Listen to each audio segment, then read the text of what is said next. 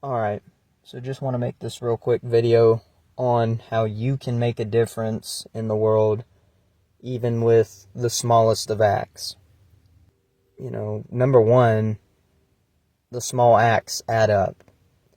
Maybe try to find something you like to do, while at the same time it helps others, and, there's some benefit to it, for the whole world. Something like that. I can't really tell you what yours is, but you just kind of have to do that soul searching yourself. One would be for me, like, making these videos, trying to help people, have at least somebody out there with each video get something from what they're watching. And, with the views I get, that's a really, really small act, so...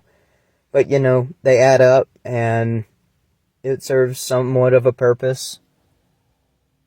So, can't complain too much. But the thing is, I guess I'm making this video because I struggle with this myself. I struggle with trying to always, and I've gotten better about it, but I struggle with this idea that I have to always be on some grandiose purpose.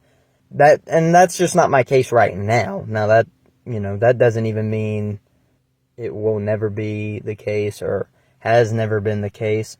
And on top of that, everybody has different definitions of grandiose, like what's a really important purpose and what's really meaningful in life. So that varies too. It's all relative anyways. But if you kind of struggle like me with that, thinking, oh, I have to do this, I want to do this thing, and then I'll feel content because I'll feel like it's some degree of goodness or greatness that I've done for the world, or whatever, shit like that. If you kind of have those feelings like me, let me just tell you, you're going to always be chasing that, number one. Number two, how to kind of look at how silly you are for thinking that all the time.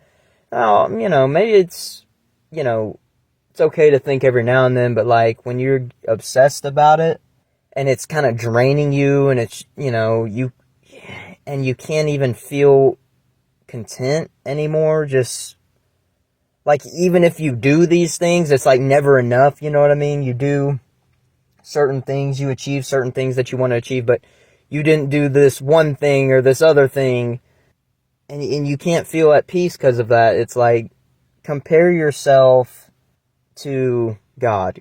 You know what I mean? Compare yourself to the infinite universe, all of existence, all of creation, and you'll see this obsessiveness of yours that may be draining. You may be draining yourself because of it, because that's the points I've been at where I've drained myself of, I basically, robbed myself of peace, contentment, happiness, whatever you want to call it, whatever you want to say, in pursuing certain things in life. It's really not right to go about it that way, thinking you always have to, do this to feel, a certain way. And you got to establish a solid foundation within, which I believe I've done a better job at than the vast majority of people, especially here in the West.